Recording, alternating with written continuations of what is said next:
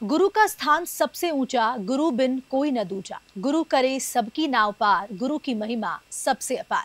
जी हाँ, आप सभी को, जितने भी शिक्षक हैं, उनको शिक्षक दिवस की बहुत बहुत शुभकामनाएं। और मैं हूं आपके साथ हर्षदा जोशी। आप सब देख रहे हैं न्यूज़ 21।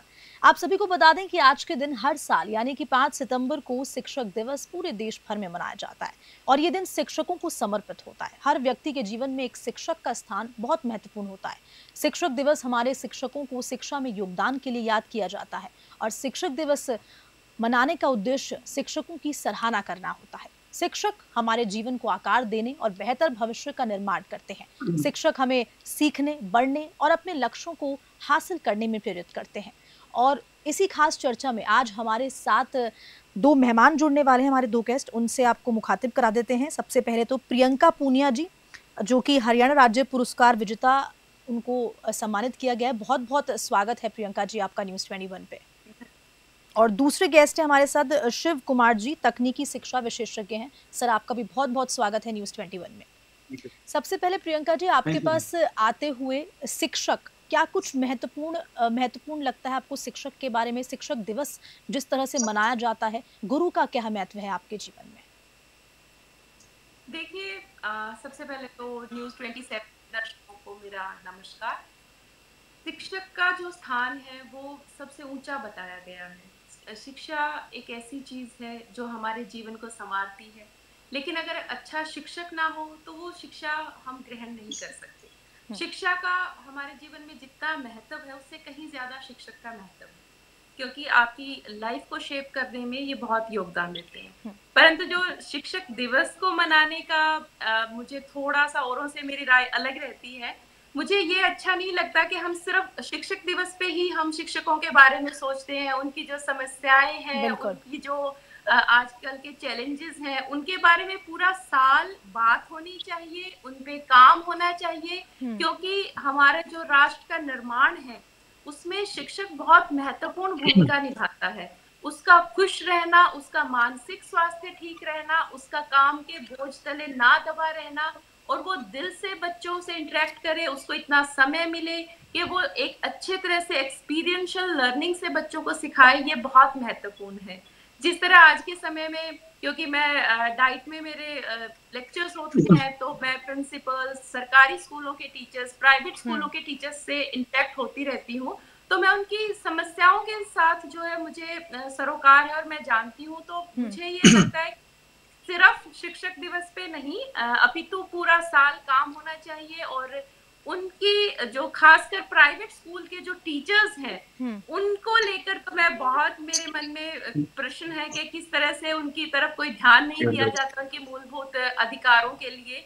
और उसके लिए मैं कई बार वीडियोस भी बनाती हूँ, उनको कहती भी हूँ कि आप आवाज उठाओ। ठीक है, तो ठीक है प्रियंका जी, वापस से आपके पास जब तक आऊंगी। मान्य नहीं है, अगर ठीक है प्रियंका जी, वापस आपके पास आऊंगी। छोटा सा कमेंट शिक्षक दिवस पर और गुरु के महत्व पे शिव जी से भी ले लेते हैं। शिव जी। हाँ जी मैम, सबसे पहले तो न्यूज़ 21 और पूरे प्रदेशवासियों को शिक्षक दिवस की बहुत बहुत बधाई। और मैम, शिक्षक दिवस का मतलब है कि किसी को अच्छे से गाइडेंस करना, लाइफ में उसके लिए कुछ ना कुछ ऐसा कर देना कि उसकी लाइफ सेटल हो जाए। ये हमारा सबका योगदान होना चाहिए। एज ए शिक्षक मैं यही कहूँगा कि शिक्षक दिवस, मैम की तरह जो मैम ने भी कहा कि शिक्षक दिवस आज के लिए नहीं है, ये पूरे एक लाइफ के लिए रहे, डेली रहे। शिक्षा तो डेली ही चलेगी, तभी किसी की लाइफ सेटल होती है।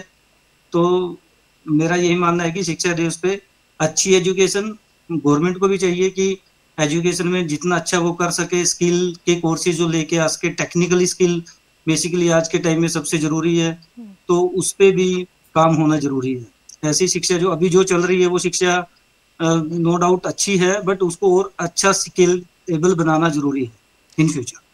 प्रियंका जी, आपके पास आते हो, देखिए दर्शकों को मैं बताना चाहूंगी कि प्रियंका जी को काफ़ी अवार्ड से सम्मानित किया गया है राज्य सरकार द्वारा।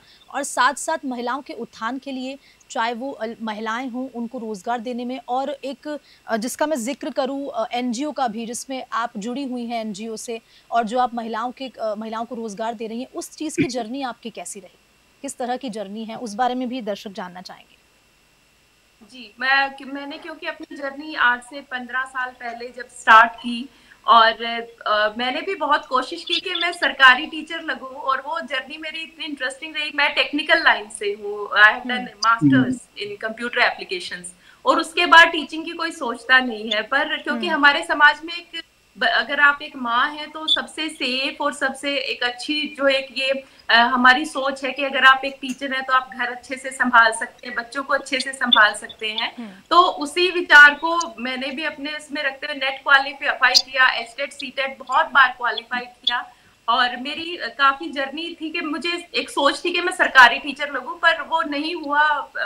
उसके बाद मेरा मन किया कि मैं सीटेट एचटेट के जो टीचर्स तैयारियां कर रहे थे उनको मैंने फिर पढ़ाना शुरू किया फ्री में ही। उसके बाद जो गांव में लड़कियां होती हैं जो नेट के पेपर अप्लाई तो कर देती हैं पर कोचिंग नहीं ले पाती, खासकर कोरोना काल में, तो ऑनलाइन मैंने क्लासेस जो है नेट पेपर 1 की उनके लिए मैंने क्लासेस दी, ताकि मैक्सिमम लड़कियां जो है वो नेट क्वालिफाई करें, एचटेट सीटेट करें।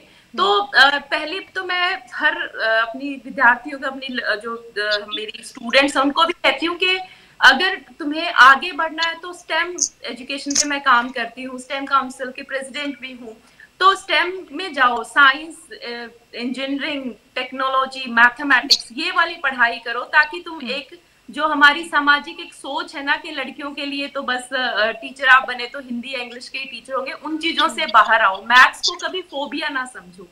मैथमेटिक्स खुद मेरा फेवरेट सब्जेक्ट है, तो मैं हमेशा जो मैथ से डरती है लड़कियां, मैं उनको बहुत मोटिवेट करती हूँ कि नहीं, ये तुम सीखो, और तभी तुम एक, जब हम विमेन एम्पावरमेंट की बात करते हैं तो हम उन चीजों को लेके बारे में भी कुछ बताएं। सोचा जाता है कि लड़कियां ये नहीं कर सकती।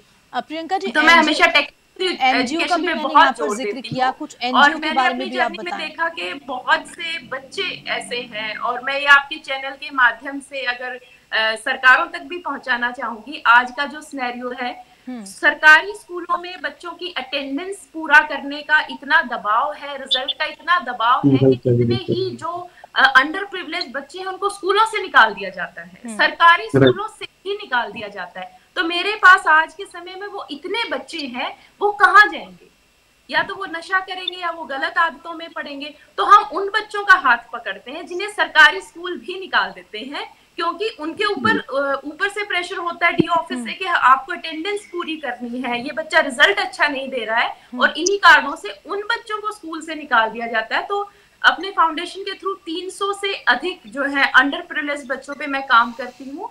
और एक बात मैं ये भी आपको कहना चाहूंगी कि सिर्फ जो हमारी एकेडमी है, एकेडमिक जो हम परफॉर्मेंस है जिस पे हम हमेशा ध्यान देते हैं, उसके साथ साथ बच्चों को स्किल डेवलपमेंट पे, उनकी जो सॉफ्ट स्किल है उन पे भी ध्यान देने की जरूरत है। पर्सनालिटी डेवलपमेंट पे मैं सरकारों से कई बार दरख्वास्त कर चुकी हूँ, लेटर लिख चुकी हूँ कि हम फ्री में कराएंगे, हमें एक्सेस दो, ताकि स्कूलों में, सरकारी स्कूलों के बच्चों को भी पर्सनालिटी डेवलपमेंट की, पब्लिक स्पीकिंग की जो है ऐसी हम अलग से एक्स्ट्रा क्लासेस दें, क्योंकि आपको ग्रोथ के लिए आपके मार्क्स नहीं चाहिए। As a personality, as a human, as a product आप क्या दिखते हैं एट द एंड, वो बहुत जरूरी है। और मैंने देखा बच्चे पीएचडी कर जाते हैं बट वो अपने आप को एक्सप्रेस नहीं कर पाते, वो अपनी बात नहीं रख पाते, पब्लिक स्पीकिंग में पीछे रह जाते हैं, कॉन्फिडेंस नहीं होता। तो मैं उस पढ़ाई का कोई फायदा नहीं मानती कि अगर एज अ पर्सनालिटी आप एक अच्छे व्यक्तित्व के रूप में नहीं उभरे तो आपकी सिर्फ स्कोर से तो लाइफ नहीं चलने वाली। इसलिए मेरा फोकस रहता है कि सरकारी स्कूल के बच्चों को, खासकर लड़कियों को, स्टेम एजुकेशन के बारे में जानकारी देना, पर्सनालिटी डेवलपमेंट, पब्लिक स्पीकिंग, और जो स्पोकन इंग्लिश की हम क्लासेस जो है समर कैंप सरकारी स्कूलों में फ्री में लगाते हैं, और अपने फाउंडेशन में हमारे यहाँ ये क्लासेस रोज चलती हैं। शिव जी, आपके पास आते हैं क्योंकि देखिए आप तकनीकी शिक्षा में आप पढ़ाते हैं, और कई आईटी स्टूडेंट्स को भी आपने जो सेशंस हैं वो आपने लिए, उनको प्रेरित किया है। वो आपकी जर्नी कैसे रही, और आज के इस युग में, आज के सिनेरियो में जो आईटी वर्ल्ड है वो किस तरह डेवलप कर रहा है, किस तरह के चैलेंजेस आजकल के यूथ के सामने हैं?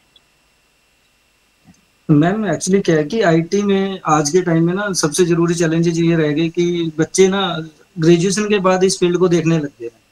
बट मेरा मानना ये है कि जो गवर्नमेंट है या बच्चे हैं उनको ना ये 10th के बाद ही इसको अडॉप्ट कर लेना चाहिए। इसके बाद जब वो अडॉप्ट करेंगे तो उनका ना एक स्किल बन जाएगा साइड बाय साइड, और जो एजुकेशन है आपकी वो भी चलती रहे, प्लस आपका टेक्निकल बैकग्राउंड भी आपका स्ट्रॉन्ग होता जाएगा। जब आप ग्रेजुएशन लेवल पे जाओगे तो कहीं ना कहीं आप एक स्किलेबल बन जाते हो। उसको जब आप कोई कोर्स भी करोगे उसके बाद तो आपका कॉन्फिडेंस भी बूस्ट होगा और वो अच्छे से आप आसानी से उसको कर पाओगे।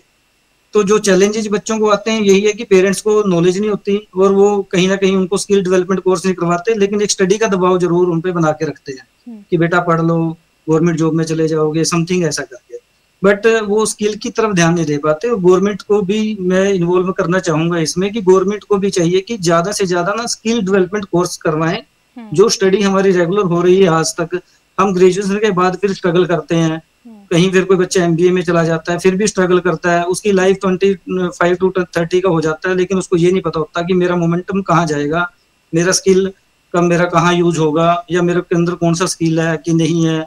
अगर हम शुरू से ही बच्चों को टेक्निकल एजुकेशन के बारे में जागरूक करेंगे, उनको स्किल के कोर्सेज करवाएंगे, तो बच्चे का ओवरऑल कॉन्फिडेंस आप +2 के बाद ही खुद देख लेना कि बढ़ जाएगा। अगर 10th से वो स्किल डेवलपमेंट का कोई भी कोर्स करता है तो 2 साल उसको भी करे, साथ में स्टडी भी करे। गवर्नमेंट को थोड़ा सा प्रेशराइज कम करना चाहिए, बच्चों को टेक्निकल एजुकेशन की तरफ थोड़ा सा ध्यान दे, तो बच्चों का कॉन्फिडेंस ज्यादा बढ़ेगा और वो इन फ्यूचर अच्छे डिसीजन मेकर भी हो सकते हैं और अच्छे लेवल पे वो कोई जॉब भी कर सकते हैं, चाहे प्राइवेट है चाहे गवर्नमेंट है। तो बेसिकली स्किल डेवलपमेंट से कॉन्फिडेंस आता है। आपने यहाँ पर स्किल डेवलपमेंट की बात कही। सबसे बड़ी बात ये कि जब आप किसी यूनिवर्सिटी में जाते हैं, वहाँ पर एड्रेस करते हैं, जो यूथ है, जो बच्चे हैं, स्टूडेंट्स हैं, उनसे इंटरेक्ट करते हैं, तो किस तरह की चीज़ें सामने निकल के आती है कि जो एजुकेशन पॉलिसी है उसमें किस तरह के चेंजेस होने चाहिए, और क्या उन स्टूडेंट से आपको इंटरेक्ट करके लगता है कि क्या कुछ बदलाव होना चाहिए? मैम, बच्चों को पता ही नहीं है करना क्या है, बेसिकली उनको नॉलेज ही नहीं दी जाती है वाली कि हमें करना क्या है। उनको सिर्फ ये पता होता है कि मेरा जो +2 है या मेरी जो ग्रेजुएशन है मेरे को वो कंप्लीट करनी है, उसके बाद देखेंगे क्या होगा। मतलब कि गवर्नमेंट को चाहिए कि बच्चों को साथ की साथ ही वो चीजें पढ़ाए, बताए, समझाए कि बच्चे जब ग्रेजुएशन कर रहे हैं, ग्रेजुएशन के बाद मेरा क्या होगा और मेरे को किस लाइन में जाना और कहाँ मैं जाके सेटल हो पाऊंगा।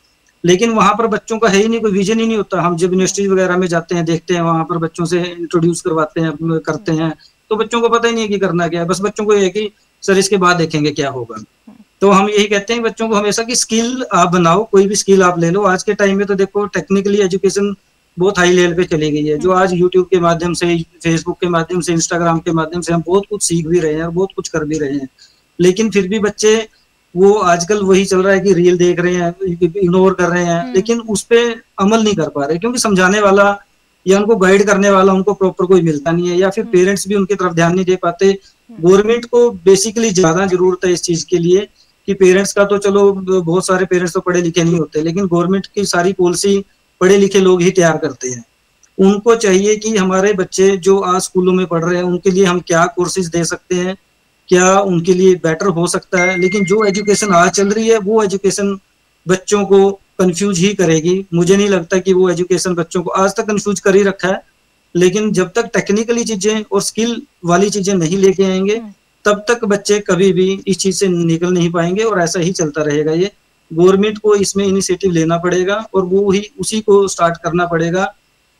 बल्कि ये तो 5th क्लास से स्टार्ट हो जाए, कहीं ना कहीं बच्चों को कंप्यूटर की नॉलेज दी जाए, फिर उनको स्किल लेवल जो भी कोर्सेज हो सकते हैं जो फ्यूचर में इंडिया के काम आ सकें, हमारे भारतवर्ष में जो भी चीजें डेवलप हो रही हैं उसमें काम आ सकें, बच्चों को टेक्निकली एजुकेशन में इतना हम स्ट्रॉन्ग कर लें। एआई का कितना इम्पोर्टेंट रोल मानते हैं आजकल के डेवलपमेंट में, जो स्टूडेंट्स के डेवलपमेंट में, जो आर्टिफिशियल इंटेलिजेंस आया है? मैम, इसमें देखो digital marketing is the one of the best option for all students. आज के टाइम में डिजिटल मार्केटिंग के माध्यम से आज हम कनेक्ट हुए हैं तो एक डिजिटली कनेक्ट हो रहे हैं। तो डिजिटल जो आज चल रहा है तो ये सबसे बेस्ट टूल है आज के टाइम में। बच्चे अगर इन चीजों को सीख लें कि किस तरीके से किसी ब्रांड को प्रमोट करना है डिजिटली, किसी मान लो किसी कंपनी को डिजिटली कैसे बड़ा करना है, तो काफी इसमें बहुत बड़ा स्कोप है। ऐसे ही ग्राफिक्स में भी काफी स्कोप है आज के टाइम में। टेक्निकली एजुकेशन की अगर मैं बात करूं, और इसमें +2 का बच्चा भी ऐसे ऐसे कोर्सेज करके, 10th का बच्चा भी ऐसे कोर्सेज करके अपना कल को अपना सेटअप कर सकता है, किसी कंपनी के लिए उसको ब्रांड अवेयरनेस के लिए काम कर सकता है। तो ग्राफिक डिजाइनिंग में भी बहुत बड़ा स्कोप है इसका, डिजिटल मार्केटिंग में भी बहुत ज्यादा स्कोप है आज के टाइम में बच्चों को। वीडियो एडिटिंग, आज जो भी वीडियो एडिटिंग हो रही है, आप चैनल भी वीडियो एडिटिंग मतलब वीडियो करता है, एडिट करता है, इसको बनाते हैं लोग, फिर एडिट आगे कंपनियों के लिए भी एडिटिंग होती है। तो बहुत वीडियो एडिटिंग में बहुत बड़ा स्कोप है, इसमें भी क्वालिफिकेशन मैटर नहीं करती, 10 2 + 2 का बच्चा भी इसको कोर्स को कर सकता है। डिजिटल मार्केटिंग में भी क्वालिफिकेशन नो डाउट मैटर करती है, बट इतना मैटर नहीं करती, अगर उसने स्किल आ गया तो एजुकेशन तो साइड बाय साइड वो कर ही सकता है। तो +2 के बाद बच्चों को 101% कोई ना कोई स्किल जरूर सीखना चाहिए, और साइड बाय साइड अपनी एजुकेशन, जो यूनिवर्सिटियां आजकल कहती भी है कि प्राइवेट घर बैठ के आप अपना स्टडी पूरी कर लो, जैसे कि विदेशों में भी आज बच्चे हमारे इंडिया से जा रहे हैं, वो 3 दिन स्टडी करते हैं, बाकी टाइम अपना स्किल लगा के कोई ना कोई चीज डेवलप कर रहे हैं, या फिर वो साइड बाय साइड जॉब कर रहे हैं। हमारा इंडिया का बच्चा है, यहाँ पर वो सिर्फ और सिर्फ स्टडी कर रहा है, 7 डेज प्रेशर इतना है उसके पास, वो कुछ सोच ही नहीं पा रहा। उसको तो 25 30 ईयर के बाद पता लगता है कि मुझे करना क्या सोचूं मैं, सोचना उस टाइम शुरू करता है, तब वो टाइम निकल जाता है उसका। तो कहीं ना कहीं ये चीज हमें मतलब बच्चों को स्टार्टिंग से ही करनी चाहिए, और हम यहाँ पर बच्चों को वही स्किल डेवलपमेंट के कोर्सेज करवाते हैं, बच्चों को जागरूक करते हैं, और बच्चों को 101% प्लेसमेंट भी हम यहाँ पर प्रोवाइड करते हैं। जो गरीब बच्चे हैं उनके लिए हमारा फ्री ऑफ कॉस्ट रहता है। प्रियंका जी, आपने 200 से ज्यादा स्कूल्स में, चाहे यूनिवर्सिटीज हो, वहां पर आपने मेंटल हेल्थ और जो महिलाएं हैं उनकी फाइनेंशियल इंडिपेंडेंट है ना, इंडिपेंडेंस के लिए उनको एड्रेस भी किया है, उनसे इंटरेक्ट किया है। ये कितना ज़रूरी है महिलाओं के लिए कि आजकल फाइनेंशियली इंडिपेंडेंट होना, क्योंकि इसके लिए आप देखिए उत्थान भी कर रही हैं, महिलाओं को रोजगार दे रही हैं, तो ये बहुत इंपॉर्टेंट हो जाता है। इसके बारे में आपसे समझना चाहेंगे। ये बेहद आवश्यक है, मैं तो कहूंगी कि ये आज की जरूरत है। हम अपनी बेटियों को ये सिखाएं कि सबसे पहले जो सबसे ज्यादा जरूरी है महिला सशक्तिकरण के लिए, वो है आपका आर्थिक रूप से आत्मनिर्भर होना। और यूनिवर्सिटीज में जब मैं जाती हूँ तो मैं बेटियों को ये सिखाती हूँ कि आर्थिक रूप से आत्मनिर्भर होने का मतलब ये नहीं कि आपकी एक सैलरी है। आर्थिक रूप से आत्मनिर्भर आप उस दिन हो पाएंगे जिस दिन आप अपनी सैलरी को मैनेज कर पाएंगे। ये बेहद जरूरी है। हमारे जो सोसाइटी की हायरार्की है, हमारे जो पैट्रियार्की है, उसमें अगर औरत सैलरी ले भी रही है तो भी उसके पास अधिकार नहीं है उसको मैनेज करने के लिए। तो इसलिए मैं चाहती हूँ कि हमारी सोसाइटी इस डोगमा से बाहर आए कि जो अगर सबसे पहले तो आपके लिए फाइनेंशियल इंडिपेंडेंट होना इसलिए भी आवश्यक है कि आप अपनी अर्निंग करें ताकि अपनी जरूरतें पूरी कर सकें और किसी के भरोसे ना रहें। पर जब आप कमाने लग भी जाए, एक अच्छी सैलरी हो, तो उसे मैनेज भी खुद करें। इसलिए मैं उनको स्टॉक मार्केट, इन्वेस्टमेंट, हर चीज का मैं बोलती हूँ कि अपना ध्यान रखो। ये नहीं कि तुम क्योंकि महिलाएं हो और तुम मार्केट में इन्वेस्ट ही ना करो कि नुकसान हो जाएगा। वो तो पुरुषों से भी होता है। तो बेहद जरूरी है कि अब हम फाइनेंशियली खुद को बहुत ग्रो करें। इट्स द राइट टाइम जब भारत की जो इकोनॉमी है उसमें महिलाएं अपना योगदान दे उसे अपग्रेड करने में। तो ये बेहद आवश्यक है। और जैसे कि शिव कुमार जी ने बताया कि, तो मैं इसमें ऐड करना चाहूंगी कि जो हमारे देश में मेन जो चीज है जिसके कारण इतना ब्रेन ड्रेन हो रहा है, हमारे बच्चे बाहर क्यों जा रहे हैं? हमारे बच्चे बाहर इसलिए जा रहे हैं कि हमारे यहाँ स्कूलों में डेटा साइंस, IoT जो इंटरनेट ऑफ थिंग्स है, या फिर साइबर सिक्योरिटी है, या फिर AI है, हम उन चीजों पे तो फोकस करते ही नहीं, जबकि वहां पे तो प्राइमरी क्लासेस से ये चीजें शुरू हो जाती हैं। आज के टाइम प्राइवेट स्कूलों में तो चलो कोडिंग, मैं आपको बता दूं क्योंकि मैं कंप्यूटर टीचर रह चुकी हूँ, कि 3rd क्लास से प्राइवेट स्कूल्स में कोडिंग शुरू हो जाती है। परंतु NEP पे भी क्योंकि हम वर्कशॉप करते हैं, NEP में बोला कि क्लास 6 ऑनवर्ड हर बच्चे को कोडिंग आनी चाहिए, लेकिन सरकारी स्कूल के बच्चे तो इससे आज भी वंचित हैं। तो ज्यादा से ज्यादा टेक्निकल एजुकेशन पे जब तक इंडिया में ध्यान नहीं दिया जाएगा, हमारा ये जो ब्रेन ड्रेन है, बच्चे जो 11वीं 12वीं करते ही, 12वीं करने के बाद 10वीं करने के बाद बाहर ही पढ़ना प्रेफर करते हैं, इस पे हमें बहुत ध्यान देने की जरूरत है। कैसे संभव हो पाएगी हमारा देश विकसित भारत बने? कैसे बनेगा? हमारा जो दिमाग है, जो हमारा इंटेलिजेंट माइंड है बच्चों का, वो सब तो बाहर निकल रहे, वो तो बाहर जा रहे हैं पढ़ने के लिए, वो तो वहीं पे फिर जॉब करेंगे। तो ये राइट टाइम है जब हम ऐसे डिसीजन लेके हमारे देश का बच्चा हमारे देश में रह के अच्छी गुणवत्ता वाली जो है शिक्षा प्राप्त करे और यहीं पे देश की सेवा करे। प्रियंका जी, देखिए आपने यहाँ पर महिलाओं के उत्थान की बात करी, टेक्निकलिटी की बात करी। One more point I have to add on this कि भाई जो मेंटल हेल्थ है इसके लिए भी आप एड्रेस करती हैं, और साथ साथ मेंटल हेल्थ कितनी जरूरी है, ये इसके बारे में भी आपसे समझना चाहेंगे। हाँ, इसमें मैं हमेशा एक बात जरूर ऐड करती हूँ कि देखिए, जब हम अपने समय में पढ़ते थे, हमें किसी, शायद इसमें आप भी शामिल है, हर कोई शामिल है, क्या किसी ने आपको ड्यूरिंग योर स्कूल कॉलेजेस बताया कि जब आप जिंदगी में बहुत लो फील करें, जब आपको कुछ ऐसा बहुत ही बुरा लगे कि आप लाइफ में हो गया, तो आप अपने उन इमोशंस को कैसे लेबल करें, कैसे समझें और कैसे कंट्रोल करें, क्योंकि जब तक आप उन इमोशंस को लेबल नहीं कर पाएंगे, समझ नहीं पाएंगे, तो कंट्रोल कैसे करें। तो जब हमें नहीं समझाया गया, जब पेरेंट्स को नहीं ये बात पता चली, तो वो आगे बच्चों को भी नहीं समझाते, और उसका रिजल्ट क्या निकलता है, रोज कोटा से खबरें आती हैं कि बच्चे प्रेशर में आके आत्महत्या कर लेते हैं। तो इसलिए इमोशनल इंटेलिजेंस का जिसपे मेरे मेन लेक्चर्स होते हैं टीचर्स के लिए, प्रिंसिपल्स के लिए, ऑफिसर्स के लिए, तो उस इमोशनल इंटेलिजेंस का मतलब ही ये होता है कि हम अपनी भावनाओं को समझें।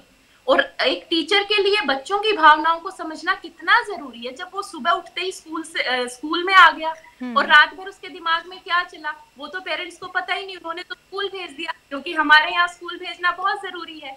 अब स्कूल में जब बच्चा आ गया तो टीचर के पास तो इतने बच्चे हैं, उस बच्चे के इमोशंस को तो किसी ने समझा ही नहीं।